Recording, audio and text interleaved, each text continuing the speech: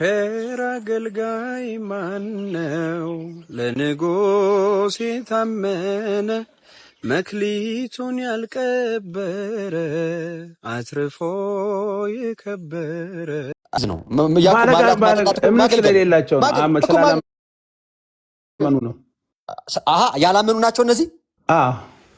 በጣም ጥሩ ስሙ፣ በደንብ ያላመኑ ናቸው ብሏል። በደንብ ስሙ። ሰው ሳያምን በስራ ይፈረድለታል? ና ሰው ስላላመነ ብቻ በስራ ይፈረድለታል ማለት? ሙስሊሞች የተራበ ስላበሉ ይጸድቃሉ ወይ? ምክንያቱም እዚህ ጋር አላበላችሁም ያላቸው፣ አላጠጣችሁም ያላቸው፣ ስላላመኑ ባለማብላታቸው ይጸድቃሉ በማብላታቸው። ምክንያቱም እዚህ ጋር ያላመኑ ናቸው ሳልከኝ፣ ሳያምኑ በማብላታቸው ይጸድቃሉ። ይኸውልህ እነኚህ ሰዎች ይኸውልህ ከታች እነኚህ ፍየሎቹ የሚባሉት ማለት ነው። ምን የሚያደርጉን ነገር ምን እንደሆነ ታውቃለህ? እሺ ይኸውልህ አሁን ለምሳሌ አንተ ኦርቶዶክስ ነህ አይደለም? እኔ ክርስቲያን ኦርቶዶክስ ነኝ። እውነት ኦርቶዶክስ ነህ። ከዛ በኋላ ለተክለ ሃይማኖት ብለህ ዝክር ትዘክርና እዛው ቤተክርስቲያን ሄደ እርስ በራስ የምትበላው ከሆነ ምን እያደረግህ ነው ማለት ነው? አላበላህም፣ ድሃን አይደለም።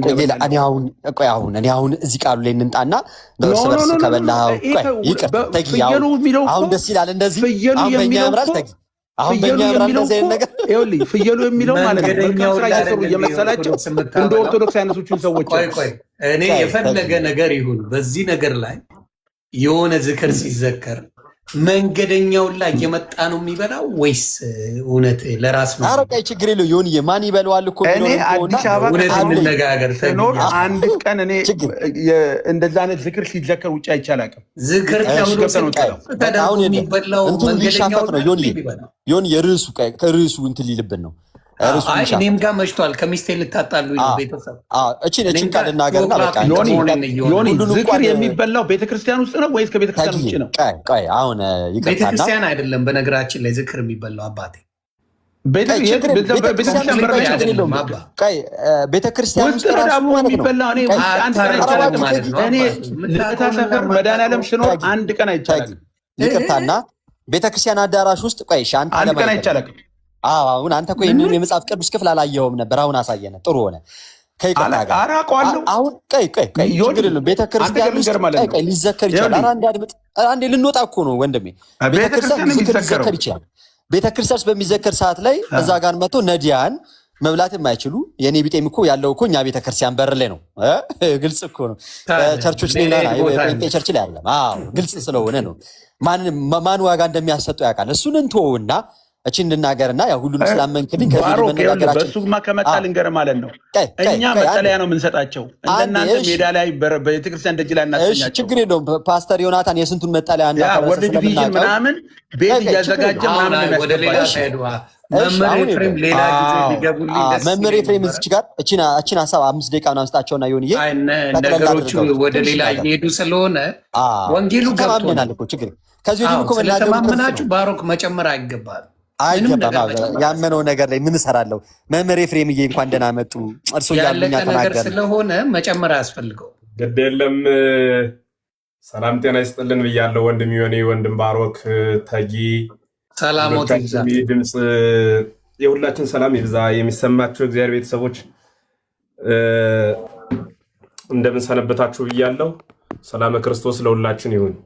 ውይይቱ በጣም ጥሩ ነው። አንዳንዴ ግን ይሄ ምንድን ነው የሚባለው አይኔን ግንባር ያርገው አይነት ዝም ብሎ ግግም ብሎ አንዴ ነጭ ነው ብያለሁ። ቀይ ለመሆኑ በርካታ መረጃ ቢሰጡኝም ሀሳቤን አለው ውጥም ማለት ግን ለእንደዚህ አይነት ውይይት የሚመጥን አይደለምና ያመነ የተጠመቀ ይድናል የሚለው ኃይለ ቃል ጌታ የተናገረው በቂ ነው። ማንም ፍጥረት ተነስቶ ሊጨምርበት አይችልም። የጌታ ቃሉ ያመነ የተጠመቀ ይድናል ነው ያለ። ከዚያ ደግሞ በዮሐንስ ወንጌል ደግሞ ሲናገር እመታፈቅሩን ይቀው ትእዛዜ የምትወዱ ከሆነ ትእዛዜን ጠብቁ ብሎ የተናገረ ጌታ ነው። የጌታ ትእዛዝ ደግሞ ምንድነው? ያመነ የተጠመቀ ይድናል ነው። ያመነ የዳነ ይጠመቃል ቢል ኑሮ እኛ ምን እንቀበላለን? አይ ያመነ የተጠመቀ ይድናል እያለ ጌታ ገልብጡትና ያመነ የዳነ ይጠመቃል ብላችሁ መኑ ብላችሁ የምታስተምሩ ሰዎች ከየትኛው የመጽሐፍ ክፍል እንዳገኛችሁት ባናውቅም ሂደታችሁ ልክ ስላልሆነ ራሳችሁን ፈትሹ። መልእክቱ እሱ ነው። ረጅም ሰዓት ስለፈጃችሁበት ባሮኬ ቃለ ሕይወት ያሰማልን። ወንድሜም በትዕግስት ስለተወያየ እግዚአብሔር ያክብርህ፣ እውነተኛውን መንገድ ይግለጽልህ። ይህን ነገር በማብራራት ጊዜ አልፈጅም። እሺ፣ እኔ አንድ ጥያቄ እንዲያብራሩልኝ ይፈልጋለሁ። በዚህ መንገድ ላይ ቆይ አንድ ጊዜ ማቴዎስ 28:19 ላይ እና 20 እንግዲህ ሂዱና አሕዛብን ሁሉ በአብ በወልድ በመንፈስ ቅዱስ ስም እያጠመቃችሁ ያዘዝኋችሁንም ሁሉ እንዲጠብቁ እያስተማራችሁ ደቀ መዛሙርት አድርጓቸው የሚለውንና ማርቆስ 16:16ን አስታርቁልኝ። ምንም የተጣላ ነገር የለውም። የሚታረቅ ጠበኛ ነው። መጽሐፉ ተመሳሳይ ሐሳብ ነው ያለው። ጌታችን መድኃኒታችን ኢየሱስ ክርስቶስ የማቴዎስ ወንጌል መጨረሻው ክፍል ምዕራፍ 28 ተራ ቁጥር 19 እና 20 ጌታ ኢየሱስ ከዚህ በኋላ ሂዱ በአብ በወልድ በመንፈስ ቅዱስ ስም እያጠመቃችኋቸው ደቀ መዛሙርት ያድርጓቸው ብሎ የተናገረ ጌታ ነው። በአብ በወልድ በመንፈስ ቅዱስ ስም እንዲጠመቁ ትእዛዝ የሰጠ ባለቤቱ ነው ማለት ነው። እንደገና በማርቆስ ወንጌል 16:16 ላይ ደግሞ ዘአምነ ወዘተጠምቀ ይድህን፣ ያመነ የተጠመቀ ይድናል ብሎ የተናገረ ጌታ ነው። እዚህም እየተናገረ ያለ በአብ በወልድ በመንፈስ ቅዱስም እያጠመቃችኋቸው ማለቱ ያመኑትን እየተናገረ ነው። ከዚያ ደቀ መዛሙርቴ አድርጓቸው ማለት የክርስቶስ ደቀ መዝሙር ማለት ክርስቶስን የሚያገለግል ማለት ነው። የደቀ መዝሙር ግብሩ መከተል፣ ማገልገል፣ ቃሉን መፈጸም ስለሆነ ስለዚህ ምንም እዚያም ያለው ያመነ የተጠመቀ ይድናል አለ። ለማመን ትምህርቱን መስማት ነው። በሰሙት ትምህርት ደግሞ ማመን ነው። ካመኑ በኋላ መጠመቅ ነው። ከዚያም የተናገረው ይሄን ነው። ከዚህኛውም ደግሞ ምን አለ ደግሞ በአብ በወልድ በመንፈስ ቅዱስም እያጠመቃችኋቸው እነማንን? ያመኑትን። ከዚያስ ደቀ መዛሙርቴ ያድርጓቸዋል። ምን እያደረጋችሁ? ያዘዝኋችሁንም ሁሉ ያዘዝኳችሁ ለሐዋርያት የተነገራቸው ያዘዝኳችሁንም ሁሉ አዳምጠኝ። ቆይ አይደለም ያዘዝኳችሁን ቆይ ያዳመጥክ አብሮ ይበላል እንጂ አብሮ አይወራም።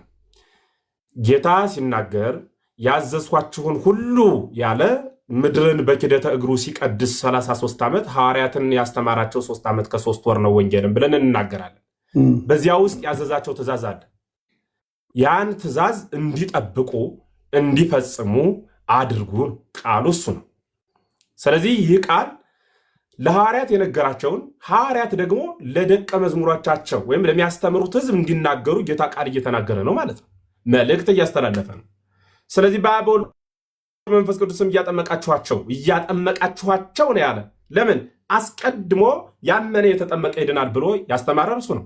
እንደገና በዮሐንስ ወንጌል ምዕራፍ 3 ተራ ቁጥር 5 ላይም ባለቤቱ እኔ የምፈልገው ያዘዝኋችሁንም ሁሉ እንዲጠብቁ ነው የሚለው እኮ እና ትእዛዙን አፍርሱ ብሏል። እንደ 16 እሺ ቆይ አንድ ትእዛዝ ልንገሮትና እሱን ይፈቱልኛል። አንድ ትእዛዝ ልንገሮትና ይፈቱልኛል። ገብቶሃል? ይሄኛው አልገባኝም። ማቴዎስ 23:6 ላይ በምሳም የከበሬታ ስፍራ በምኩራብ የከበሬታ ወንበር በገበያ ሰላምታንና መምህር ሆይ ተብለው እንዲጠሩ ይወዳሉ።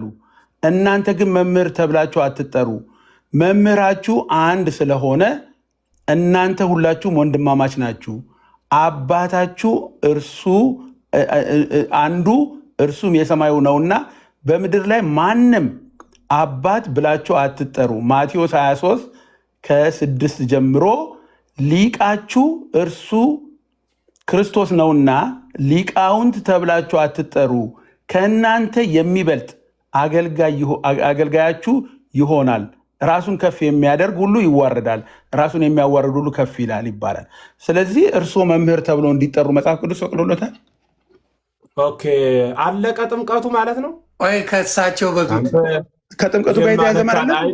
ትእዛዝ አይደለም የክርስቶስ ትእዛዝ። በጣም ይቅርታ አንዴ መምህር አንተ ቤት እንጂ ሐዋርያ ነቢያት የእግዚአብሔር ሰው የምን ሰው ብሎ 30 ስም ያለው አንተ ቤት አልተከለከለም። ነቢያት ተብሎ መጠራት መምህርና አባት ነው የተከለከለው። መምህር አባት ተብላችሁ አትጠሩ ነው። ጥምቀቱ ቀረና የእሳቸው መምህር መባል ደበረ። አረ ዋና ነገር እኮ ነው ይሄ እኮ ለኢትዮጵያ መምህር መባላቸው ደበረ። አንዴ ሚውት መምህር መባሉ ልክ አይደለም። ቀጥሉ አብራሩት በመምህር ጉዳይ ቆይ ጌታ ወይ ድረስ ሚውት አንዴ።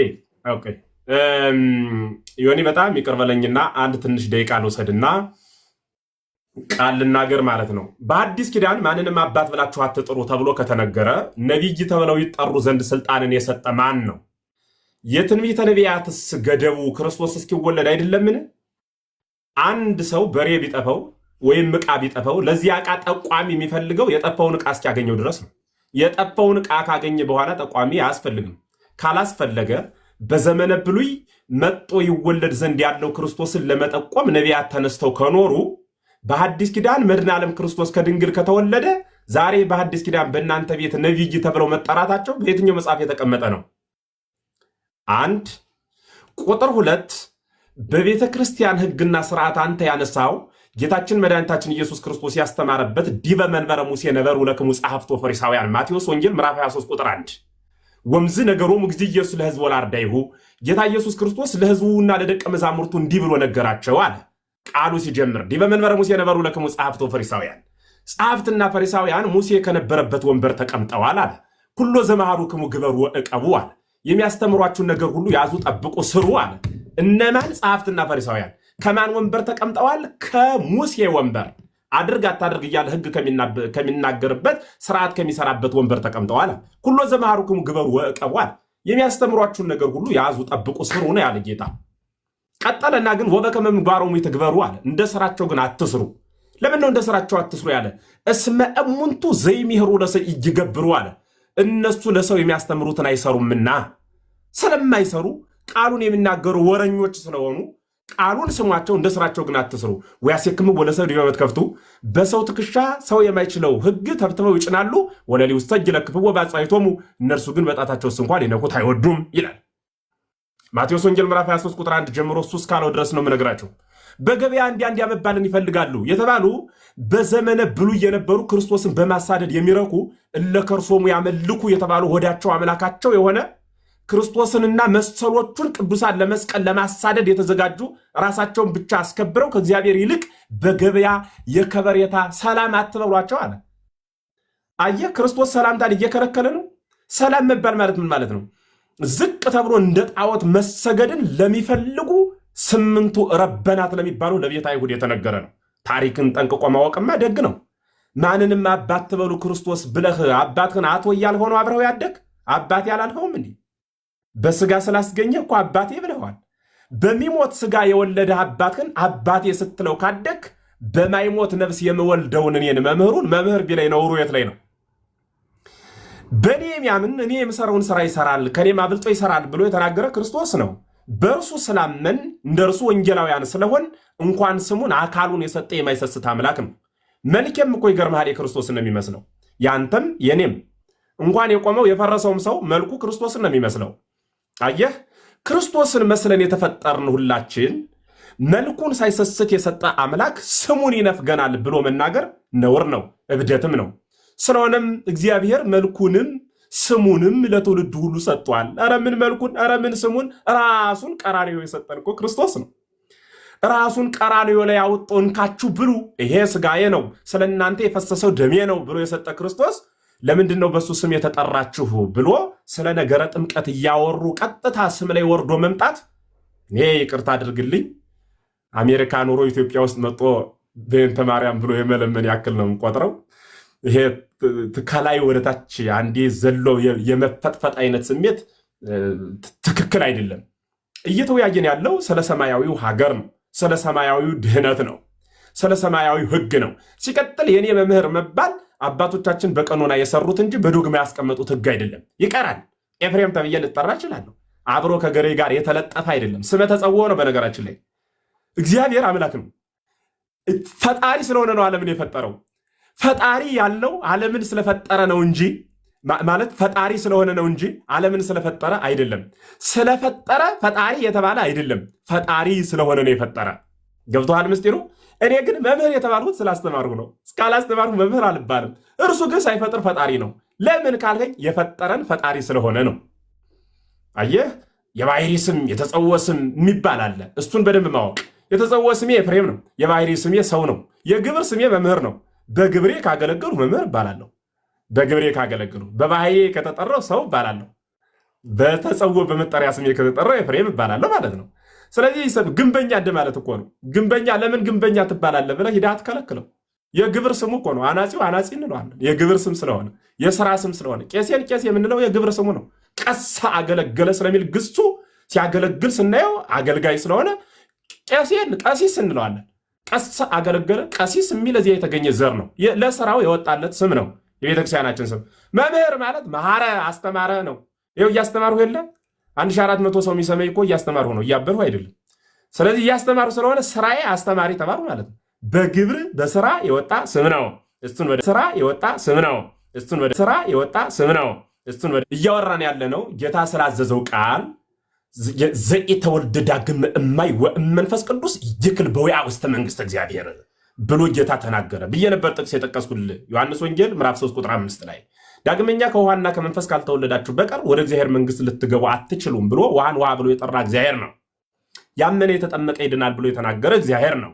ስለሆነም በመጨረሻ ሐዋርያትንም ሲያሰናብት በአብ በወልድ በመንፈስ ቅዱስ ስም እያጠመቃችኋቸው የተማሩትን ያመኑትን ማለት ነው እያጠመቃችኋቸው ያዘዝኋችሁን ሁሉ እንዲጠብቁ እየተንከባከባችኋቸው እየተከታተላችኋቸው ደቀ መዛሙርቴ አድርጓቸው ብሎ የተናገረ ባለቤቱ ነው። ደቀ መዛሙርቴ አድርጓቸው ብሎ የተናገረ ባለቤቱ ነው። ደቀ መዝሙሩ መሆን ማለት በቤቱ መኖር፣ ህጉን መፈጸም፣ ትእዛዛቱን ሁሉ ማክበር ማለት ነው። እንደ ትእዛዙ መኖር። ከመዝ ግበሩ ወከመዝ ንበሩ ያለ እሱ ነው። እንደዚህ ስሩ እንደዚህም ኑሩ ያለ። ስለዚህ የምትወዱ ከሆነ ትእዛዜን ጠብቁ አለ። ስለምን ወደው ትእዛዙን እንጠብቃለን? ከትእዛዙ አንዱ ያመነ የተጠመቀ ይድናል ስላለን እናምናለን፣ እንጠመቃለን፣ እንድናለን። አይ ተሳስተሃል፣ እናምናለን፣ እንድናለን፣ እንጠመቃለን ግን አንለውም። ታምናለህ፣ ትጠመቃለህ፣ ትድናለህ ያለ እሱ ስለሆነ ትራባለህ፣ ትበላለህ፣ ትጠግባለህ ነው እንጂ ትራባለህ፣ ትጠግባለህ፣ ትበላለህ የሚባል የለም። የተራበ ይበላል፣ የበላ ይጠግባል፣ ያመነ ይጠመቃል፣ የተጠመቀም ይድናል ማለት ነው። እሱን መያዝ ይጠይቃል። እንዲያ ካልሆነ ኧረ ቆይ የማያን እንሟገትበት ከሆነ የዓለም ፖለቲካ እንጂ ሃይማኖት ስርዓት ሊሆን አይችልም። ዮኒያችን አንተም እንግዲህ አማናዊቷን ርስት ወደ ቀደመ ክብርህ ተመልሰህ በእውነት ያሞገስህ ክብሩ ይስፋ እናትና ልጁ የምትልበት ድምፅህ እንዲመለስ በጣም ትልቅ ምኞቴ ነው። እንዲሁ እየገባሁ አንዳንድ ሀሳቦችን ለመለዋወጥ ልመጣ አስብና በርካታ ጊዜው ስለማታውቀኝ ታች ላይ ሁኜ አታስገባኝም፣ ያው ዝም እላለሁ እና ለቀጣይ ፎሎ አድርግ። እኔም ይኸው ፎሎ አደርጋለሁ። መልስና ፎሎ አደርጋለሁ። በእውነት እንመላለሳለን። እንደዚህ አይነት ወንጌል ከሰማን ረጅም ጊዜ ሆኖኛል። እኔ እውነት ለመነጋገር አሜን ምናምን የሚባሉ ነገሮች እንጂ እውነት ነው እንደዚህ ጥርት ያለ ወንጌሎች መስማት ብዙ ሰው የሚናፍቀው ነገር ነው። እውነት ለመናገር ጥርት ያለ ወንጌል የማወላዳ ወንጌል ለመስማት በጣም ብዙ ሰዎች ፍላጎት አላቸውና እግዚአብሔር ያክብርልኝ። በእውነት ባሮኬ ነው ያስታወቀኝ። እኔ አላውቀውም ነበረ። መስማትን በጣም እወዳለሁ። እኔ ወንጌል በጣም ፈላጊ ነኝ። ብዙ ህዝብ ደግሞ የጠፋው ወንጌል ባለማወቁ እንደሆነ የሚታወቅ ነው እና ያስፈልገዋል። ሰው ደግሞ ያለው ሶሻል ሚዲያ ላይ ነው። በተለይ የኦርቶዶክስ አባቶች ወደዚህ መታችሁ ይህን የመሰለ ወንጌል ለዚህ ለጠፋው ትውልድ ብንማርበት ብዙ ነፍሳቶች ይድናሉ ብዬ አስባለሁ። በጣም ብዙ ነፍሳቶች። ስለዚህ ማጠቃለያ ላይ ጥያቄ መልሶች ይኖራሉ ብዬ አስባለሁ። ማጠቃለያ ላይ እሳቸው እንዳሉት ጥምቀት ትእዛዝ ነው። ጥምቀት ትእዛዝ ነው። አሁንም አልገባህም ማለት ነው ብለዋል እሳቸው። አልሰማህም? አንተ በፈለግከው ተወስደዋል አባቴ። ኖ ትምቀት ትእዛዝ ነው ብለዋል እኮ እሳቸው። እንደዛ ነው ያስተማሩን። እስቲ ባረክ የምትናገር ነው እንትን ይሄ ሚስ አንደርስታንድ ነው የምትሉት በዚህ በዓለሙ ቋንቋ ገልብጦ መረዳት አይነት ነገር እርሶ ንገሩት አንዴ። አፈርጥመውና ስጋዬን ብሉ ደሜን ጠጡ እኮ ትእዛዝ ነው። ጥምቀትም ቅዱስ ቁርባንም ትእዛዝ ነው። እኮ ህይወት ይሰጣል ብለህ ታምናለህ ወይ ነው አሁን ሚስጥሩ ላይ እንዴ? በጣም ሚስጥሩ እኮ ነው ያልገባህ አንተ። የዘላለም ህይወት ይሰጣል። ይቅርታና በቃ ቆይ በቃ ይሄ ጋር ተግባባን። የዘላለም ህይወት ይሰጣል አልከኝ። አለቀ እንዴ? በደንብ ነው እንጂ የዘላለም ህይወት ይሰጣል እንጂ ከተመኩ እና ይኸውልህ ዋናው እሱ አይደል እንዴ የምንቀበለው ዮኒ። ቶፒካችን የጀመርነው እኮ ጥምቀትና የጌታ እራት ትእዛዝ ነው ነው መልስ ሳይሰጥ ተባረካ። የዘላለም ህይወት ከሰጠ ታደርገዋለህ ማለት ነው። ለምን አይሰጥም? እድሜ ውስጥ በቃ እሱ ነው አለቀ። በቃ እሱ ነው ተግባባን። እና እንግዲህ ቅዱስ ሥጋውና ክቡር ደሙን የምንቀበለው ባለቤቱ ክርስቶስ አዝዞን ነው። ሳያዘን አይ ብለን ዘለን ገብተን ህገወጥ ሆነን ሰብረን ገብተን የምንቀበለው አይደለም። የምንጠመቀውም ኩልክሙ ለተጠመቅሙ ክርስቶስ ለበስክሙ ገላትያ ምዕራፍ 3 ቁጥር 27 የተጠመቃችሁ ሁላችሁ ክርስቶስን ለብሳችሁታል አለ። ያልተጠመቀ አልለበሰም ማለት ነው ግልባጩ።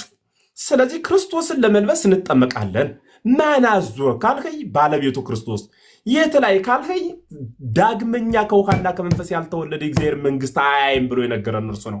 ሐዋርያው ቅዱስ ጳውሎስም ተቀብሎ ነገረን። ባለቤቱ ክርስቶስም ራሱ ሲያስተምር ያመነ የተጠመቀ ይድናል ብሎ ነገረን። እነ ቅዱስ ጳውሎስም ሌሎቹም በዚህ መስመር ሲያልፉ አየናቸው። እኛም እንደ አባቶቻችን የአባቶቻችን ልጅ ነንና እነርሱን እንመስላለን። የምትጠመቁት ታዛችሁ ነው ወይ? አዎ። ያ ታዘን የምንጠመቀው ግን ህይወት የሚሰጥ ነው ማለት ነው። ህይወት የሚሰጥ ነው። ለምሳሌ አሁንም ምግብ ላይ ልገባ ነው እንጂ ተነስ እንዳትሞት ምግብ ብላ ቢለኝ አንድ ዶክተር ተነስቼ ምግብ ብበላ ዶክተሩም ያዘዘኝ እኔም የምመገበው ምግቡ ህይወት እንደሚሆን ብርታት እንደሚሆን ያስነስቶ እንደሚያቆመኝ ስለማምን ነው። ትእዛዝ ብቻ ስለሆነ አይደለም አደርገው ህይወት ሁሉ ስለሚሆን ነው ምግቡ። አየህ፣ ጸበሉም ማለት ጥምቀቱም ህይወት ስለሚሆን እንጠመቃለን። ተጠመቁ ብቻ ስላለን አይደለም እንጠመቅ፣ መጠመቁ ህይወት ስለሚያሰጥ ነው ማለት ነው። ስለዚህ ይህንን ህይወት ያሰጣል ብለህ ካመን እርሱ በቂ ነው። ድግስን በተመለከተ እየተናገር ግብረ መልስ አልሰጥበት ላርፍ ነውና ድግስ ይደገሳል። ቤተክርስቲያን ዙሪያ ባሉት መጠለያ ቤቶች ሰፊ የሆነ የድግስ ስርዓት ይከወናል። ሲመጡ ዘበኛ አቆማ እንዳትመጣ በዚህ ግድም እንዳታልፍ ብላ የምትከለክል ቤተክርስቲያን የለችንም። ካለችም ያቺ ቤተክርስቲያን የሚመራት አካል ስርዓት መያዝ ማስተካከል መቻል አለበት። ይሄ ሁላችን የምናምንበት ነው። በቤተክርስቲያን ስርዓት ግን ዘጸማይ ምጽአቤ ብሎ የተጠማ ወደ እኔ ይምጣ የተራበ ወደ እኔ ይምጣ ብሎ የተናገረ ክርስቶስ ቤቱ የእርሱ ነውና የተራበ የተጠማ ሁሉ የተደገሰውን ድግስ መጥቶ ተሰብስቦ ይበላል። እኛ ህንፃ እንሰጣለን እናንተ ህንፃ አትሰጡም ብለህ ላልኸው ደግሞ ህንፃ ያው አንተ ደግሞ አቅም ከሌለን ግድ ህንፃ አልሰጠህምና የኔን መንግስት አትወርስም ብሎ ደግነቱ እግዚአብሔር ሕያው እንደ ሰው አይደለም መሐሪ ነውና በፎቅ መንግስተ ሰማያትን ገድቧት አልሄደም። ስለሆነም ህንፃ ካለን እንሰጣለን፣ ከሌለን ደግሞ እንጀራ እናጎርሳለን። ስለዚህ እናንተ ህንፃ ስለምትሰጡ የእኛን እንጀራ ግን አትንቀፏት። እንጀራም ነፍስ ታቆያለች፣ እስከ ህንፃ ድረስ ታደርሳለች። ስለሆነም የአቅማችንን እንሰጣለን። ይህንን ደግሞ ያስተማረን ባለቤቱ እግዚአብሔር ነው። አላየሁም እንዴ 5 ዓሣና 2 እንጀራ አበርክቶ ሲቀልብ? ስለዚህ እሱ ለምን ምግብ ቀለብህ ብለን እንክሰሰው እንዴ? አንተ ድናኔን የሚቀልበን ክፉና ደግ እየተናገርን ወያወፅ ወያወርድ ዝናም ላይ ለሄራን ወእኩያን ዝናምን በአንተና በእኔ በሌሎቹም ኃጥአን ላይ የሚያወርደው የሚመግብ የሚጠብቅ ነፋስን ያለ ድምፅ የሚያስጉዘው ደመናትን መባረቅትን የሚያዛቸው ክርስቶስ አይደለም እንዴት? ይህንን የሚያደርግ እኮ ባለቤቱ እህል እያበቀለ የሚቀልበን መደገስን እኮ የተማርነው ከክርስቶስ ነው። ለአዳሚያን ሁሉ ድግስ ደግሶ የሰጠ እርሱ ነው። እኛም ደግሞ ከኛ ዝቅ ላሉት እየደገስን ያቅማችንን እንሰጣለን። በዚያ ድግስ ሰክሮ መለያየት፣ መደባደብ፣ ያን ድግስ ሀብታምና ድሃ፣ ቀይና ጥቁር፣ አጭርና ረዥም መርጦ መስጠት ይሄ ነውር ነው። ዛሬም ነገም ከነገ በኋላም እናወግዛለን። ትክክል ያልሆነውን ልክ የሆነውን ድግሱን ደግሶ ለተራቡት ማብላት፣ ለተጣሙት ማጠጣት ግን የነገረን ባለቤቱ ነው። እሱን እናደርገዋለን ማለት ነው። ግልጽ ነው ሀሳቤ። ከሆነ ድግስን መንቀፍ ክርስቶስን የመንቀፍ ያክል ስሜት ነው። ደጋሹ በአዲስ ኪዳን ዋና ደጋሹ ክርስቶስ ነው። እኛስ ያለንን ክርስቶስስ በአምላክነቱ የመለው ቢሆንም በሰውነቱ ግን ቤት ሳይኖረው ይደግስ ነበረ። ለቆናጽል ግበብ ቦሙ አለ። ለቀበሮች ጉድጓድ አላቸው። ወለአዕዋፈ ሰማይኒ ምጽላል ቦሙ፣ ለሰማይ ወፎችም መጠጊያ አላቸው። ለወልደ እጓለ እመሕያው ሳልቦ ምስባክ ዘያሰምክ ርእሶ፣ የሰው ልጅ ክርስቶስ ግን ራሱን የሚያስጠጋበት የለውም አለ። አየህ፣ ቤት ሳይኖረው በራብ የሚሰቃዩት ቤት ያላቸውን ሁሉ ይመግብ ነበረ። ስለዚህ ያለው ይስጥ፣ የሌለው ለምን አልሰጠህም ተብሎ አይከሰስም፣ አይወቀስም። አየህ እንጂ ድግስን አጀንዳ ተደርጎ ለምን እንዲህ አልተደረገም አይባልም። በቤተክርስቲያናችን ስርዓት ማመን፣ መጠመቅ፣ በዚያ ህይወት ጸንቶ መኖር፣ ትእዛዛትን መፈጸም ነው። መልካም ስራ ሲባል ብዙ ጊዜ በፕሮቴስታንቱ ዓለም ተቃውሞ የምታቀርበው ክፉ እንሁንና ጎራዴ አንስተን እንደባደብ እንዴት? መልካም ስራ ማለት እኮ ከሰዎች ጋር ሁሉ በሰላም ኑሩ የተባለውን ቃል መፈጸም ማለት እኮ ነው። ለተራበ ማብላት፣ ለተጠማ ማጠጣት ማለት እኮ ነው መልካም ስራ ማለት። ያ ማለት ግን መንግስተ ሰማያት የምገበው የተራበ ስላበላው ነው መንግስተ ሰማያትን ያገኘዋት ብለን ደግሞ ያችን ዘላለማዊት ርስት በሚጠፋ እንጀራ አገኘናት ብለን የምንመካ ግን ደግሞ አይደለንም። ያዘዘንን ትእዛዝ ግን በቸርነት በርህራሄ መኖር ማለት ነው። ስራ የሚባለው እርሱ ነው። ይህንን በደንብ አስምሮ መያዝና ማየትን ይጠይቃል። እንዲያ ሆኖ ምስጢራትን እያያዝን እያደላደልን ነገር ከመጠምዘዝ አማርኛ ከማጣመም ወጠን በመረዳት መርከብ ውስጥ ማረፍ ከቻል ዛሬ በምድር በነፃነት ነገ ከክርስቶስ ጋር በህይወት እንኖራለን ማለት ነው። እግዚአብሔር ይርዳል። ለሁላችሁም አመሰግናለሁ። ሌላ ጊዜ ግን ባሩኬ የሆነ ፕሮግራም ካለ ልጆች የሚጠይቁት ጥያቄ ካለ እነሱን ይዤ መጥቼ አንተንም ነግሬ አባታችንንም ነግሬ መጥተው እንደው ቢያስተምሩ ብዙ ነፍሳቶች ይማሩበታል ብዬ አስባለሁ። አሳውቀኝ፣ በውስጥ አሳውቃለሁ። ይህም ስለመጣ ደስ ብሎኛል። አንተ ባትመጣ የሁላ ውይይት አይኖርም ነበረ። ትክክል። ተጊ ኦርቶዶክስ ነበር ከዚህ በፊት? አንድ ብቻ ጥያቄ ልጠይቀውና ክርስቲያን ነበር ከዚህ በፊት? ተጊሻ እኔ አልነግረም። እሱን አትነግረኝም? እሺ ፎሎ ላድርግህና መመለስቸውና በቃ የልደታ ሰፈር ኦርቶዶክስ ነበር። ዛሬ ላድርገው ፎሎ ላድርግህና ይኸው ፎሎ አድርጌያለሁ። ፎሎ መልስ መምህር ኤፍሬምንም ፎሎ አድርጋቸውና ጥሩ መረዳትም አለ። ያው ለመጨረሻ ላይ ቢሆን ጥሩ ነገር እንትን እያልክ ስለነበር ወደ መጨረሻ ላይ ወደ መልካም ነገር መጣ። ከመጀመር ከጥምቀት ጀምሮ ጥሩ እየተማመን ስለመጣን ይህን እምነት ደግሞ ሙሉ ለሙሉ ይዛ ያለችዋ ቤተክርስቲያን እንደው እንድታውቃት በትንሽ የሆነ ነገር መነጋገር ከቻልን እኔ ለማንኛውም ፎሎ አድርጌያለሁ። ሁላችሁንም እናመሰግናለን። ጌታ ያክብርልን። መምህር ኤፍሬምዬ በድጋሚ ቃል ያሰማልን። ዮኒዬም እንደዛው በጣም ደስ ብሎኛል። በእውነት እግዚአብሔር ዛሬ ስለከፈትኩት በጣም ደስ ብሎኛል። ጥሩ ነገር ለመስማት አብቅቶኛል እና ደስ ብሎኛል። እግዚአብሔር ይባረክ። ለሁላችሁም እግዚአብሔር ያክብርልኝ። መልካም። እግዚአብሔር ሁላችንም በቸርነቱ ያክብረን። ቀጣይ ቀን ሰው ይበለን። ወኩሎ አመክሩ ወሰናየ ንስኡ ነው ያለው ሐዋርያ ቅዱስ ጳውሎስ። ሁሉን መመርመር የተሻለውን መያዝ ጀግንነት ነውና ሁሉን መመርመር፣ ሁሉን በደንብ ማየት፣ ማንበብ፣ መረዳት፣ ከዚያ ደግሞ የሚበልጠውን መወሰን፣ የወሰኑበትን መያዝ፣ በዚያ መጽናት ሰው ለሆነ ሁሉ የተሰጠ ነውና እንደ ሰው ተፈጥረን እንደ እንስሳ ወድቀን ተጥለን እንዳንቀር ሁላችንም የማስተዋልና ከባለቤቱ ጋር ጸንቶ የመኖር አባዜ እንድንላበስ አደራ ለማለት ወዳለሁ። ተጊ እንግዲህ ሀሳቤንም ስለተረዳኝ ባሮኬም ጋር በፍቅር ስለተወያያችሁ ዮኒም ደግሞ የሁሉንም ሰው ድምፅ ተቀብለህ ቁጭ ብለህ ረዥም ሰዓትህን ገለህ በዚህ ልክ ሀሳብ ሰው እንዲለግስ በነፃነት ቤትህን ስላመቻቸን እናመሰግናለን። ሌላም ጊዜ በደንብ እንወያያለን። ፕሮቴስታንታዊ ኦርቶዶክስን ሊነቅፍበት የሚችል ምክንያት ያለው በጽሁፍ የተደገፈ ማንኛውንም ጥያቄ በየትኛውም አይነት ቤት ለመጠየቅ ለመወያየት ዝግጁ ነኝ። ባለፈም ለነትዝታው አቅርበን ነበር፣ በዚያው ቀርተውብን ነው እንጂ መምህራኑን የምንፈልግ ስላሉ መተን ነበር። አሁንም በየትኛውም አይነት ሰዓት ማለት ነው፣ በየትኛውም አይነት ሰዓት እንደዚያ ነው። ሰላማችሁ ይብዛልኝ። ተባረኩልኝ ሁላችሁም። እኔ ጋር ስለመሸ ነው። ሜኪሻ ሌላ ጊዜ አስገብቼ በደንብ እንወያያለን አባቴ። አሁን ልተኛ ስለሆነ ነው። ሰላማችሁ ብዝት ይበል። ተባረኩ። በጣም ደስ ብሎኛል። እኔ እውነቴን ነው ምለው፣ ሌሎቻችሁም እንደዚሁ። ምንድነው ያሰብኩት? መማር። እውነቴን ነው። አንዳንዴ ስሜታዊ እንሆናለን። እኔ በተለይ የሆነ ችግር አለብኝ። ችግሬ ምንድን ነው? አንዳንዴ ስሜቴ ይበልጣል ከፍላጎቴ። ግን ይሄ ነገር ለእኔ በጣም እየጠቀመኝ ነው። በጣም ብዙ ጥቅም አግኝቼበታለሁ። ብዙ ነገሮችን እንድረዳ፣ እንዳይ፣ እንዳገናዝብ፣ እንድጠይቅ ያደርገኛል። ያ ደግሞ ጠቅሞኛል። መጽሐፍ ቅዱስን እግዚአብሔር በሚያውቀው እኔ መዝሙረ ያሬድን ለመነጋገር በፍላጎት ያነበብኩት፣ በእልህ ያነበብኩት። ግን ስታነበው ምን ይሆናል? መልካሙን ነገር ውስጥ ብሩህ ከሆነ ውስጥ ብርሃን ካለው እውነትን ፍለጋ እንጂ ለሌላ ነገር እንዳልሆነ ከሆነ እግዚአብሔር አምላክ ይከፍተዋል፣ ውስጥ ይከፍተዋል። በጥላቻ ብዙ ነገር ተናግሬ ነበር፣ አላቀውም። ጌታ ኢየሱስ ምስክሬ ነው የምላቸው፣ አላቀውም። ብዙ ነገር ያልኩትን አሁን ነው ትዝ የሚለኝ። ቪዲዮ ሲፖሰት ምናምን ምናምን አይዋለሁ። እኔ ነበርኩ እንዴ ላለው ራሴ ይህን ነገር ሁላ ምለው እኔ ነኝ። ምክንያቱም አንዳንዴ አልኩ የሆነ መንፈስ ይነዳሃል።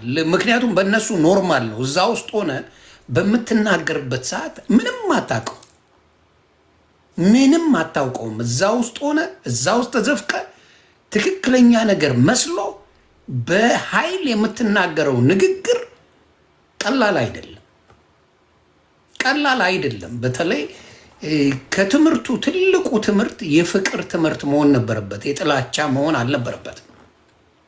ክርስትና ፍቅር ነው። እኔ ጋር ስናወራ ተጊሻ ጋር ምንም ጸብ አልነበረንም። ባሩኬ ሲመጣ መንፈሳቸው ይቀየራል።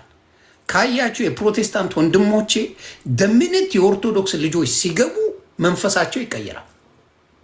አስተውላችኋል? ይህን ነገር ጌታ ኢየሱስ ምስክሬ ነው። ማንኛውም የኦርቶዶክስ ልጆች እንትን ያውቃሉ የሚባሉት መጽሐፍ ቅዱስን የተረዱ ናቸው ብለው የሚያውቁ ሰዎች ልክ ሲገቡ መንፈሳቸው ይቀየራል። አስተውሉ። ካያችሁ እኔ ስለማስተውሉ ብድግ ይሉና ማለት ነው መንፈሳቸው ተቀይሮ ቁጭ ነው የሚለው። ዳይሬክትሊ ወደ ጸብ ይወስዱታል ንግግሩን።